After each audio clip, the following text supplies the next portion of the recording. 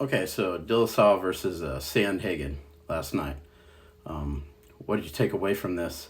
I think the biggest thing I took away from it is that it's one thing to be a good fighter, but it's another thing entirely to be a good competitor.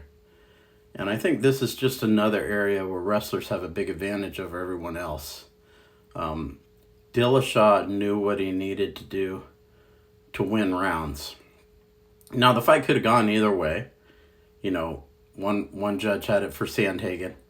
So I'm just speaking on the fact that the judges gave it to Dillashaw. So we're talking in the because he won. And what I'm saying is he overcame being injured. He overcame being cut. He overcame all the stuff outside the cage. And he was able to find a way to win. And that's what wrestling is. You know, you're not going to win by pin or tech fall every time. Most of the matches, you have to find the way to win. And I think wrestlers, when they enter MMA, they have that in them. From years of wrestling, you know, as kids, they've already had hundreds of matches, most likely, by the time they finish college. And they've had to find a way to win in most of them. And TJ kind of was able to push the fight against the fence. He was able to transition to the back off of, takedown attempts. So he's able to do little small things, little small adjustments to put rounds in the bank. It's not something he needs to be told either. Like he doesn't need his corner to instruct him on how to do that.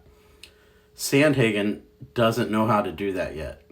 Now, he may come off of this fight and learn that lesson and go on to be a champion. But it's a lesson he has to learn. He was trying to be flashy. He was trying to win by KO, which fans love. That's perfectly fine. There's a lot of fighters like that. Nate Diaz is one that comes to mind. Maybe even Conor McGregor to some extent. McGregor found a way to win against Max Holloway when he was injured. But a lot of his fights, and Diaz too, they're kill or be killed. They win by knockout or they lose.